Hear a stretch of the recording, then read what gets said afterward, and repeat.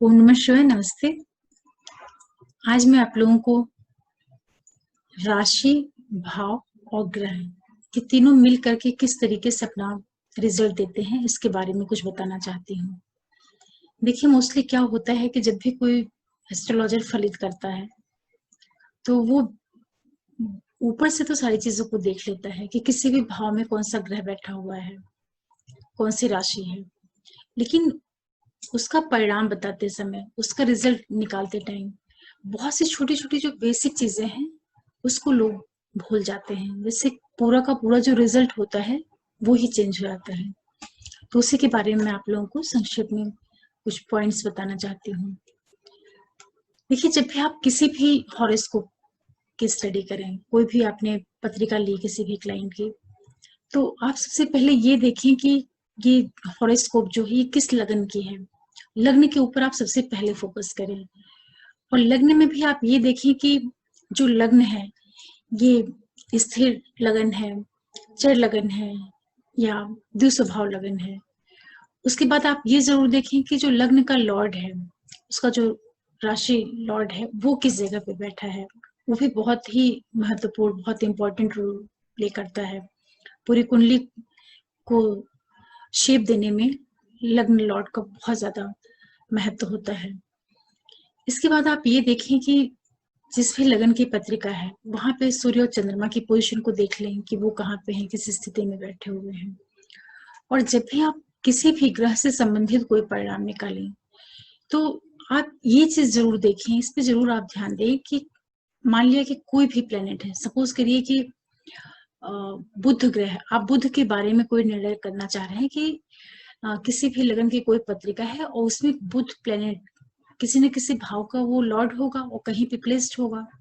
तो अब बुध के बारे में आपको परिणाम लेना है, तो आप कैसे निकाल पाएंगे इस चीज को, कैसे निकालेंगे कि बुध आखिर जिस जगह पे बैठा हुआ है तो वो किस तरह से अपना रिजल्ट देगा। तो इसके लिए मैं आपको एक उदाहरण के तौर पे बता रही हूँ कि जैसे मान लिया कि मेष लगन की ही पत्रिका है और मेष लगन में अगर तृतीय स्थान पे थर्ड हाउस में बुध बैठ जाए तो इसका परिणाम किस तरीके से निकलेगा, इसके बारे में आपको रिजल्ट निकालना है।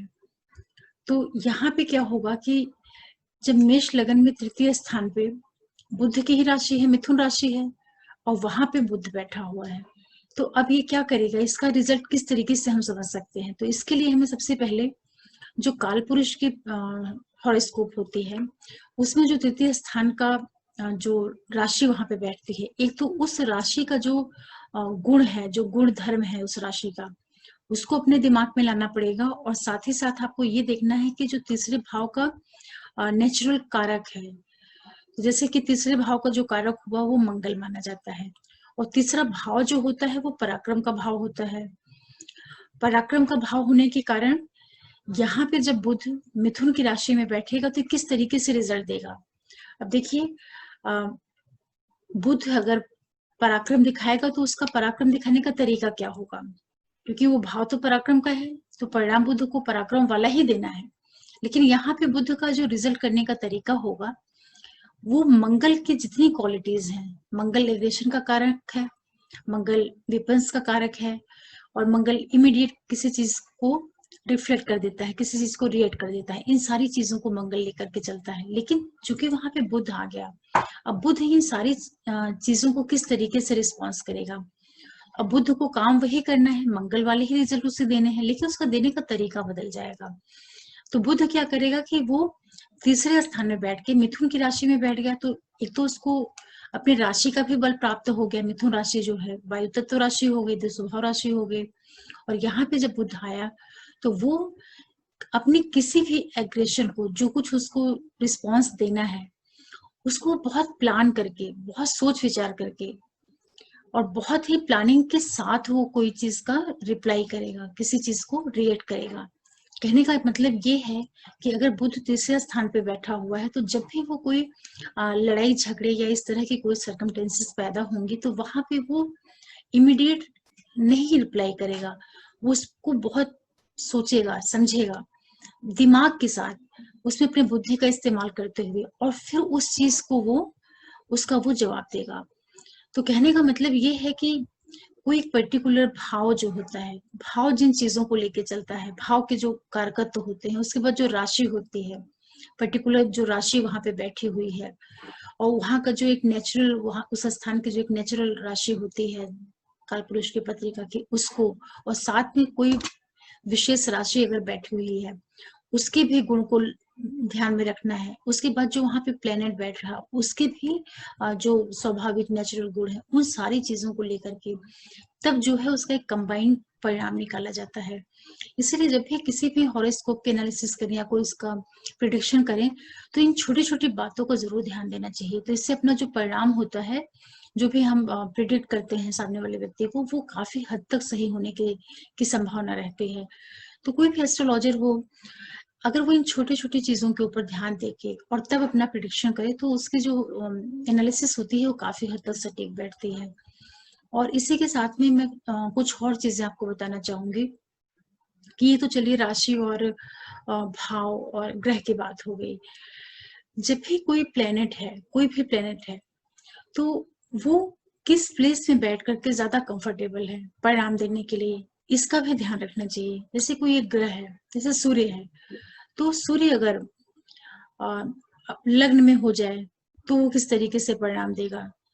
अगर वही सूर्य तृतीय स्थान पे हो जाए तो उसका परिणाम देने का तरीका क्या होगा, रिजल्ट देने का। वो पंचम में जाए तब किस तरीके से रिएक्ट करेगा, सप्तम में जाएगा तब क्या उसकी स्थिति बनेगी, और इसी तरीके से जब वो दशम में जाएगा तब क्या वो करेगा। तो कहने का मतलब ये है कि जब हम इन तीनों चीजों को आपस में कंबाइन करते हैं एक तरीके से, भाव, राशि और ग्रह, और इसी के साथ साथ जो काल पुरुष की कुंडली होती है, तो उसमें जो नेचुरल राशियां बैठी हुई हैं, और वहां के जो नेचुरल सिग्निफिकेटर प्लेनेट हैं, उनको अपने दिमाग में जरूर ध्यान में रखना चाहिए। तो इन 3-4 चीजों को आपस में कंबाइन करके और फिर उसका जो है फलित करना चाहिए, तो बहुत सटीक परिणाम मिलता है। और भी छोटी छोटी चीजें होती हैं जिन्हें विशेष रूप से ध्यान देना चाहिए।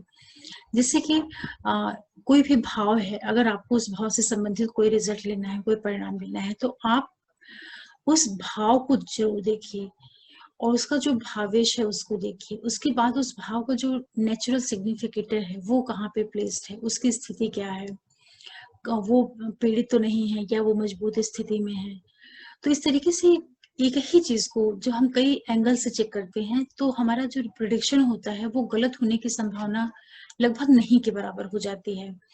और इसी के साथ साथ कुछ राशियां ऐसी होती हैं जिनमें बैठे हुए ग्रहों को प्रिडिक्ट करते टाइम बहुत उसकी डीप एनालिसिस करनी चाहिए। विशेष रूप से तब जैसे कि कोई चर राशि है या द्विस्वभाव राशि है, इनमें जब कोई प्लेनेट बैठता है तो वो प्लेनेट ऐसी राशि में बैठ करके किस तरीके से अपना परिणाम देगा, उसके ऊपर विशेष रूप से ध्यान देना चाहिए।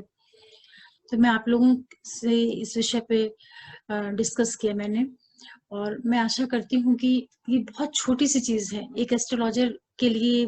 जो बहुत एस्टेब्लिश लोग हैं, जिनको एस्ट्रोलॉजी में काफी टाइम हो जाता है, उनके लिए तो बहुत ही सामान्य सी चीज है। लेकिन कोई भी व्यक्ति जो एस्ट्रोलॉजी में बिल्कुल नया नया आ रहा है, या बहुत से लोग हैं जो कि काफी सीनियर हो जाते हैं, फिर भी जो बेसिक चीजें हैं, ज्योतिष की जो बेसिक चीजें हैं, जब हम उन पे नहीं ध्यान देते, तो आगे की कितनी भी चीजें हम पढ़ लें, आगे की कितनी भी चीजों को हम उसमें बहुत ज्यादा हम एक्सपर्ट भी हों, सारी चीजें हम कर ले रहे हैं, लेकिन जब हमारे माइंड से बेसिक जो कॉन्सेप्ट है एस्ट्रोलॉजी का, अगर वो नहीं रहता है प्रिडिक्ट करते टाइम, तो इससे बहुत बहुत मेजर मिस्टेक्स हो जाती हैं प्रिडिक्शन देने में।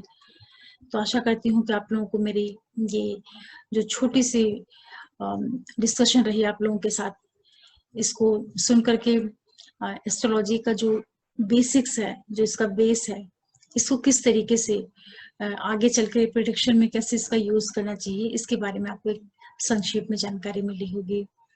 और आप लोगों से मेरा एक रिक्वेस्ट है कि अगर आप लोग पहली बार ये वीडियो देख रहे हैं या इस चैनल को देख रहे हैं, तो आप इस चैनल को जरूर से सब्सक्राइब करें और प्रेस कर दें जो बेल आइकन है, जिससे कोई भी मैं नया वीडियो डालूं तो आप लोगों को उसकी नोटिफिकेशन मिल जाए।